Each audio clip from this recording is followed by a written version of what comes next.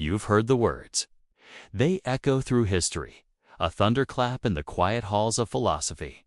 God is dead. For many, these words are a signpost to atheism, a simple dismissal of ancient faith. But if you think that's all Friedrich Nietzsche meant, if you believe he was merely celebrating the decline of religious belief, then you've missed the storm entirely. You've heard the sound of the thunder, but you haven't felt the ground shake beneath your feet. For Nietzsche, God is dead was not a triumphant declaration. It was a prophecy, a diagnosis, a profound lament, and the shattering of the very ground beneath Western civilization. It was a realization so cataclysmic, so utterly destabilizing, that it left him, and should leave us, asking the terrifying question, now what? This isn't an attack on your personal beliefs. This is an exploration of a philosophical earthquake that Nietzsche felt rumbling decades before most of the world even noticed the tremors. He wasn't saying God literally ceased to exist, as if some cosmic being had simply vanished from the heavens. He was saying something far more fundamental, far more unsettling. He was observing that God, as the ultimate source of meaning, morality, and cosmic order, had lost his power, his credibility, his living, unquestioned force in human culture. We, humanity, had killed him.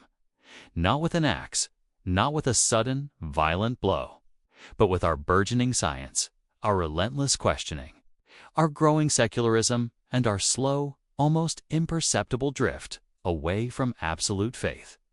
It was a death, by 1,000 small doubts, by a gradual erosion of belief in the metaphysical foundations that had supported Western society for millennia. Think about it. For centuries, across vast civilizations, God, or the gods, provided the unwavering framework for everything. He was the unquestionable foundation of truth, the absolute source of moral law, the ultimate purpose of suffering, the promise of justice beyond this life, the grand narrative of existence itself. He told us who we were, why we were here, and where we were going. He gave meaning to our daily struggles, sanctified our rituals, and provided ultimate answers to life's most profound questions. Without needing to ask, we knew our place in a divinely ordered cosmos. Every action, every thought, every aspiration found its ultimate justification, its final meaning within this overarching theological structure. The universe was not chaotic. It was a purposeful creation, and humanity had a special, divinely appointed role within it. Our suffering had meaning. Our struggles had a final reward. Our very existence was part of a larger, sacred plan. But by the 19th century, Nietzsche, with his acute sensitivity to cultural currents and his profound understanding of history, observed that the Enlightenment's powerful emphasis on reason, the relentless rise of scientific inquiry, Darwin's revolutionary theories challenging traditional creation narratives, and a growing, pervasive skepticism were slowly, inevitably eroding that divine authority. People might still have gone to church. They might still have spoken the language of faith. They might have recited the creeds. But the underlying, unquestioned, visceral belief in God's absolute truth and his role as the ultimate arbiter of all things was fading. The values derived from this belief, justice, equality, compassion, altruism, were losing their divine anchor. It was like a giant, invisible scaffolding that had held up society's entire worldview for millennia, slowly being dismantled, brick by brick, beam by beam, not by an invading army, but by the very hands of humanity itself, in its pursuit of knowledge and self-understanding. The foundations were crumbling, but most people were still living in the house, oblivious to the cracks appearing in the walls. They were enjoying the view, unaware that the very ground was giving way. And Nietzsche, in his isolation and intellectual solitude, saw the terrifying, epoch-defining implications of this more clearly, more urgently than anyone else. He saw the colossal void that would be left behind. He saw the immense, almost unbearable burden that would fall upon humanity once the comforting blanket of divine purpose was lifted. The burden of creating meaning for ourselves in a universe suddenly devoid of inherent purpose. He saw the coming centuries as a period of unprecedented psychological and spiritual turmoil, a long twilight where humanity would grapple with the loss of its ultimate authority. This, then, is the crisis of nihilism. If God, the ultimate guarantor of truth and meaning, is gone, then what is true? What is good? What is the purpose of anything? If there's no divine plan, no ultimate judge, no heaven or hell, no afterlife where accounts are settled, then why bother? Why strive for anything beyond immediate gratification? Why suffer for a cause? Why be moral? Why not simply succumb to meaninglessness, to apathy, to a chaotic free-for-all where might makes right, or where comfort is the only remaining God? The very values that Christian morality had woven into the fabric of Western society, values like compassion, humility, altruism, equality, would suddenly hang in the air, disconnected from their divine root, lacking any ultimate justification. They would become mere habits, traditions, conventions, without inherent authority. Nietzsche, with his piercing insight, distinguished between two crucial forms of nihilism, and understanding this distinction is absolutely crucial to grasping his message. There's passive nihilism, which is the one you see most often, perhaps even embodied within yourself or those around you. It's the exhaustion, the weariness, the pervasive apathy that sets in when meaning evaporates and new meaning isn't forged. It's the feeling that nothing truly matters, leading to stagnation, conformity, a desperate search for endless distraction, or a frantic clinging to any external authority, be it the state, a new political ideology, a social movement, or even just mass entertainment and consumerism, anything to fill the gaping hole where God once stood. It's the comfortable despair of a society that has lost its direction but continues to move forward out of sheer momentum, anesthetizing itself with trivialities. This is the nihilism that produces the last man Nietzsche warned us about: comfortable, complacent, utterly devoid of higher aspiration, content with their small pleasures, blinking in the face of any grand question. We have invented happiness, they would say, and blink. But then there's active nihilism. This is a more dangerous, but potentially transformative, form. It's the stark, unflinching realization that old values are crumbling, that the foundations are indeed rotten, and instead of despairing, one actively participates in their destruction, not for the sake of destruction itself, not out of malice or bitterness, but to clear the ground for something profoundly new. It's the courageous, often painful, act of tearing down false idols and accepted truths, of questioning everything, not out of cynicism, but out of a desperate need for authenticity and new creation. It's the nihilism of the hammer wielded, not to obliterate, but to shatter the old, dead forms that prevent true life from emerging. This act of nihilism is a necessary precursor to new value creation. It is a profound will to destroy, because it is simultaneously a profound will to build. This brings us to the profound challenge of now what? This isn't an idle question. It's the defining question of our modern age, amplified by Nietzsche's insights. If God is dead, if the cosmic puppet master has vanished, if the ultimate purpose is withdrawn, then we are free. Terribly, magnificently, terrifyingly free. Free from divine commandments, free from preordained purpose, free from eternal damnation or guaranteed salvation. The chains are off, but so is the guiding hand. But this freedom comes with an immense, almost unbearable responsibility. We must become the creators of our own values. This is not a simple task. For centuries, morality was external, absolute, and commanded obedience. It was handed down from an unimpeachable authority. Now, if there is no divine lawgiver, no ultimate cosmic arbiter, then we must legislate for ourselves. We must decide what is true, what is good, what is bad, what is worth striving for, what gives life meaning. And not just for ourselves as isolated individuals, but implicitly for humanity, for the future. This is a burden that most individuals instinctively recoil from. It's easier, safer, to follow the rules, to stay within the lines drawn by someone else, to accept inherited values rather than forging new ones in the fires of personal struggle. The comfort of obedience is often preferred over the terror of freedom. Nietzsche's answer to this void, to this terrifying freedom and monumental responsibility, was the will to power. Again, this concept is often grossly misunderstood, reduced to a crude urge for political domination or brute force. But for Nietzsche, it was far more profound. The will to power is, for him, the fundamental drive of all living things to grow, to expand, to overcome resistance, to master oneself, to create, to affirm life. It is the inherent impulse to become more, to actualize one's potential, to push against limits, to organize chaos, to impose form and meaning onto the meaningless. Every act of creation, every moment of self-mastery, every striving for excellence, every overcoming of an obstacle, that is the will to power in action.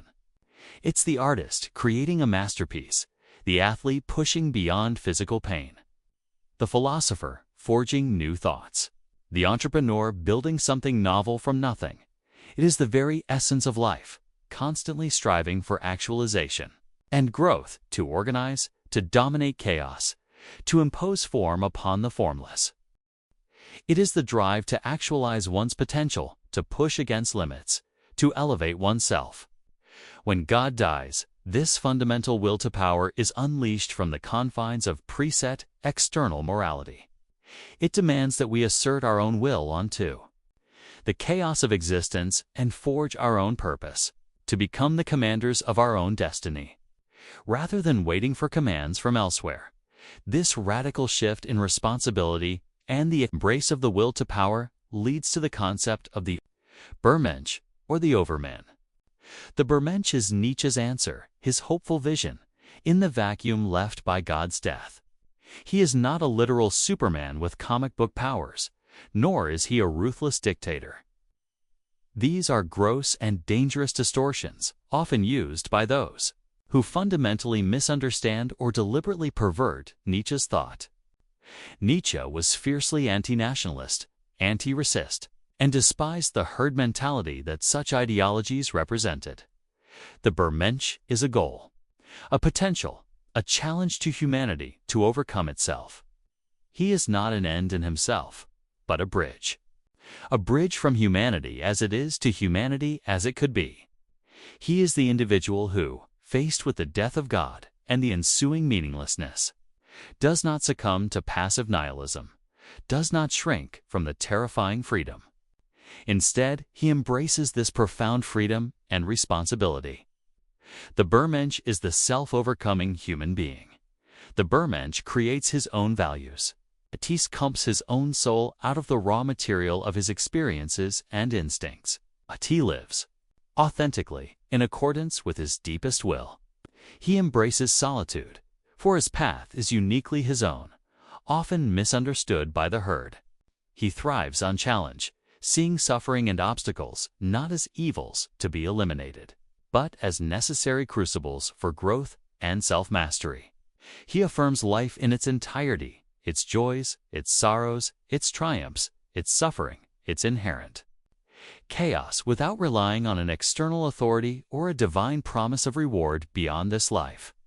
He is a yes-sayer to life, even when life is brutal, tragic, and absurd. He possesses immense self-discipline, courage, and intellectual honesty. He is a master of himself and a creator of new meaning, a beacon in the post-divine world. He is a self-legislator, a self-creator, and a profound yes-sayer to life in its absolute totality.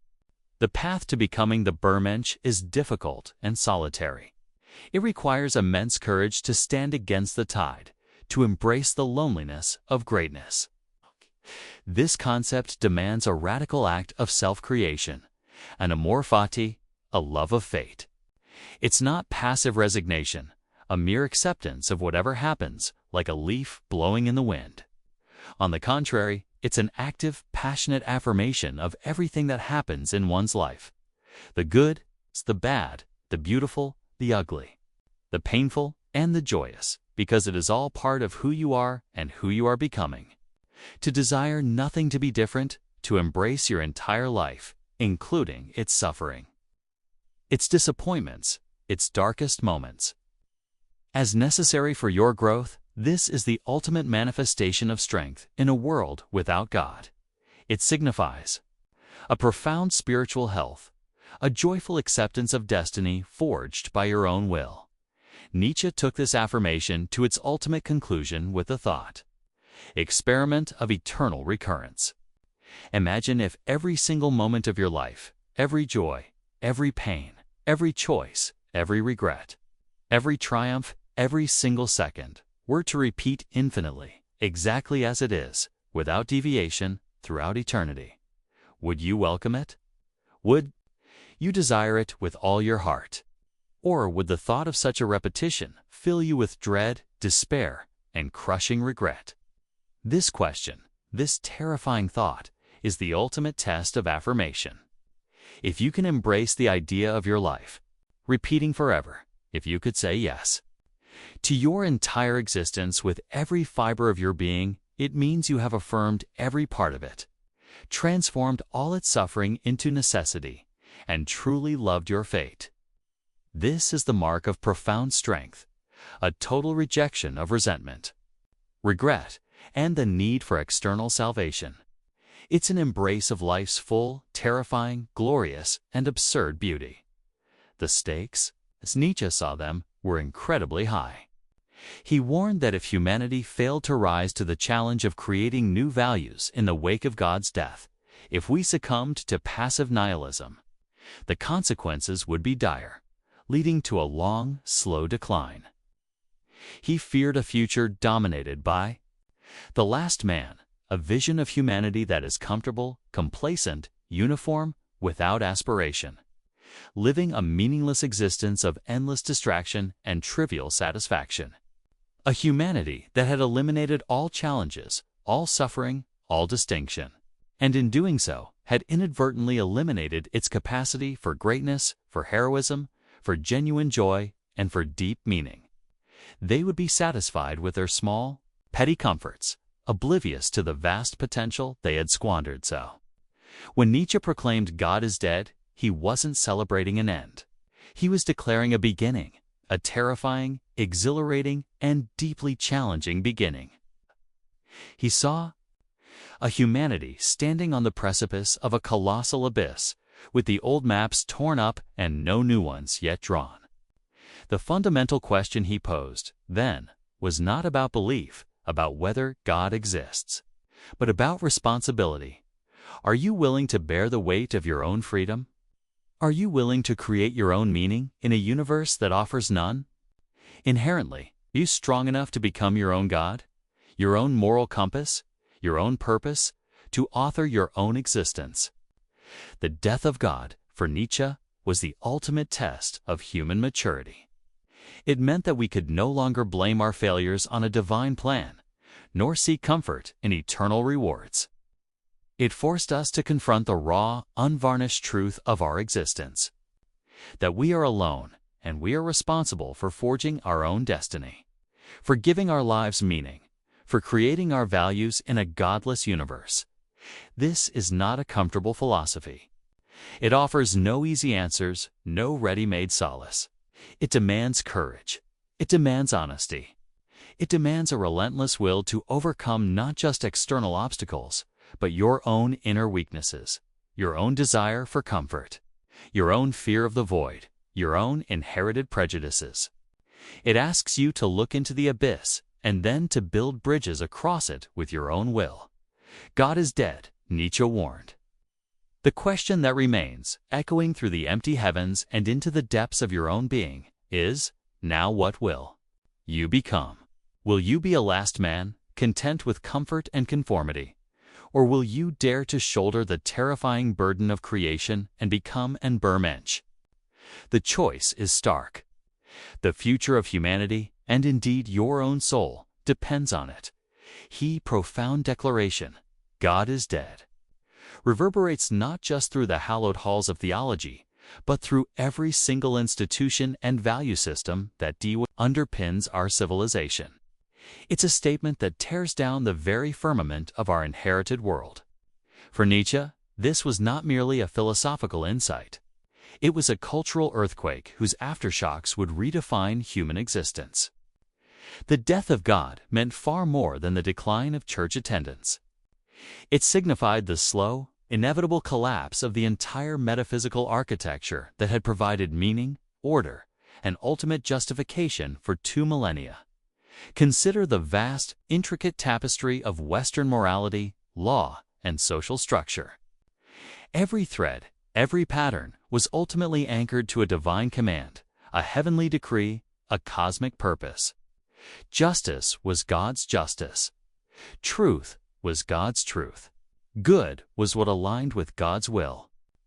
With the erosion of belief in this supreme architect, the entire edifice begins to crumble.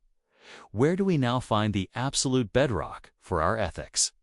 If there is no divine lawgiver, no celestial judge, then upon what authority do we base our notions of right and wrong? Is it merely convention? Is it utility? Is it the will of the majority? Nietzsche foresaw that once God was gone, morality would become a matter of human creation, a matter of power and will, rather than a discovery of eternal truths. The old values would lose their sacred aura, becoming mere habits, prejudices, or tools. This is why he felt compelled to undertake a genealogy of morals, to expose their human, all too human origins, stripping them of their divine pretense. He wanted us to see that the commandments we live by were not whispered from mountaintops, but forged in the crucible of human history. Born of specific needs, weaknesses, and desires. This intellectual and spiritual vacuum, born from the death of God, is the breeding ground for what Nietzsche termed nihilism. It's not just a philosophical concept, it's a lived experience. It's the profound sense of emptiness, the loss of purpose, the chilling realization that if there is no inherent meaning, then no action has intrinsic value. Every effort, every striving, every sacrifice ultimately leads to the same indifferent cosmic silence. Nietzsche, with his profound psychological insight, understood that humanity is inherently a meaning-making creature. We cannot endure a world utterly devoid of purpose. The human spirit recoils from the abyss of nothingness. So, when the grand, unifying narrative of God collapsed, humanity would instinctively seek new idols, new ultimate justifications, new grand narratives to fill the void. This is where the dangers truly begin. He saw the rise of new, secular religions, the worship of the state, the ideology of progress, the cult of science, the promise of utopian social systems, the pursuit of comfort and endless consumption. These, for Nietzsche, were merely new forms of idolatry, new ways for humanity to shirk the terrifying responsibility of creating its own values. They were grand illusions, new truths invented to provide the comfort and security that the old God once offered. They promise salvation not in heaven, but in an earthly paradise through collective action, technological advancement, or material abundance. But for Nietzsche, these new gods were just as debilitating, just as prone to foster herd mentality and suppress individual greatness as the old one. They still offered an escape from the burden of radical self-creation.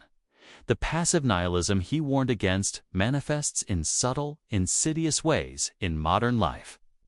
It's not just outright despair, it's the pervasive apathy, the chronic boredom, the relentless pursuit of distraction.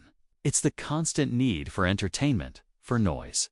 for external stimuli to drown out the inner silence where meaninglessness might whisper. It's the desperate clinging to conformity, to fitting in, to avoiding anything that might challenge the comfortable illusions of the collective. Why strive for greatness if it all leads to the same end? Why endure suffering if it has no redemptive purpose? This leads to a pervasive mediocrity, a flattening of human aspiration, a contentment with the smallest, safest pleasures. This is the realm of the last man who has invented happiness, a shallow, unchallenging contentment that has forgotten how to yearn, how to struggle, how to create. But Nietzsche also spoke of active nihilism.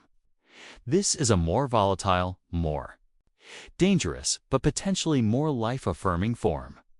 It is the recognition that the old values must be destroyed, that the rotten scaffolding must be torn down. It is the nihilism of the hammer, wielded not out of wanton destruction, but out of a fierce will to clear the ground.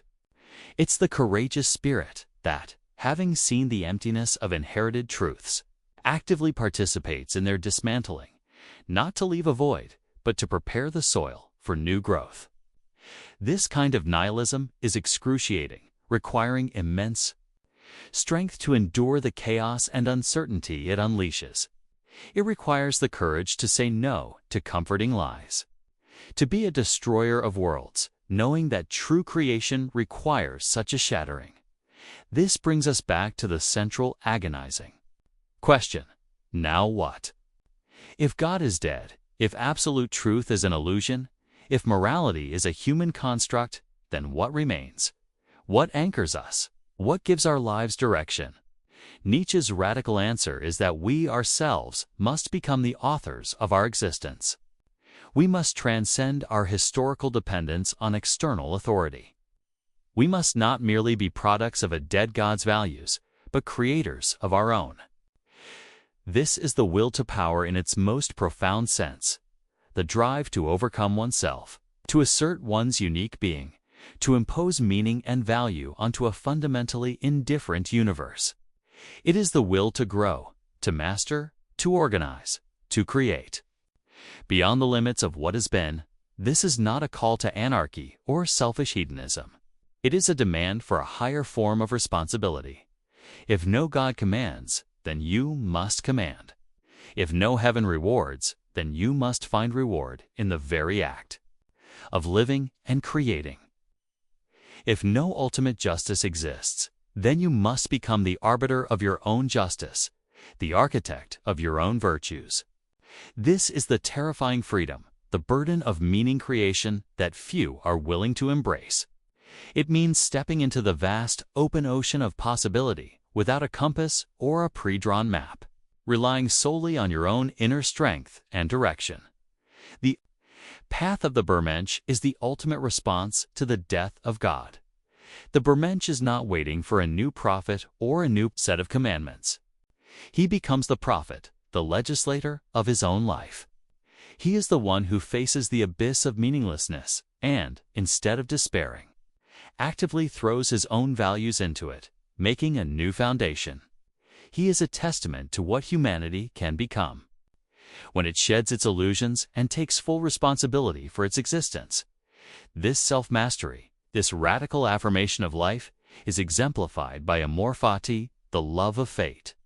It means saying an ecstatic yes to every moment of your life, to every joy, every triumph, but also to every suffering, every loss, every disappointment.